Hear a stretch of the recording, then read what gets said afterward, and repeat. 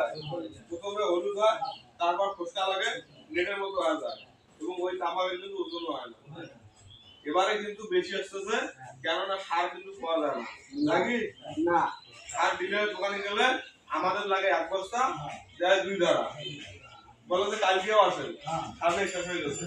এই কারণে আমরা যে সারের দরকার ওই সার কিন্তু আমরা পাই না, পাই কি না? এই কারণে ইউরিয়া ডিএপি বেশি মাত্রায় ব্যবহার কারণে বা সার ব্যবহার কারণে আপনাদের ফরফরি কিন্তু বেশি আছে।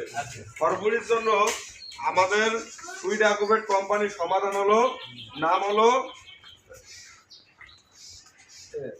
দেখেন সুজল এবং বেশ পটাশ, কি না?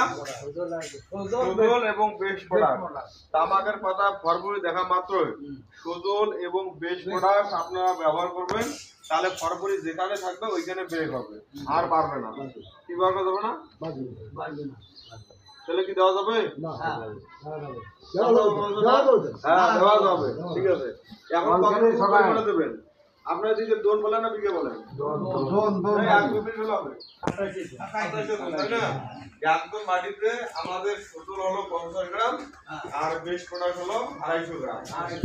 এই দুইটা একই সঙ্গে আপনারা এটা আগে পানিতে 3 গ্লাস পানির মধ্যে গুলাবেন, গুলে নিয়ে এখানে 3 গ্লাস পানিতে এই সুজল আমরা ঢেলে নাড়াতে হবে। গ্রাম প্রতি 1 গ্লাস করে দিয়ে আপনারা দুপুরে কিংবা বিকেলে স্প্রে করবেন, তাহলে কিন্তু হ্যাঁ 3 গ্লাস যদি 1 দিনের মধ্যে হ্যাঁ 3 গ্লাস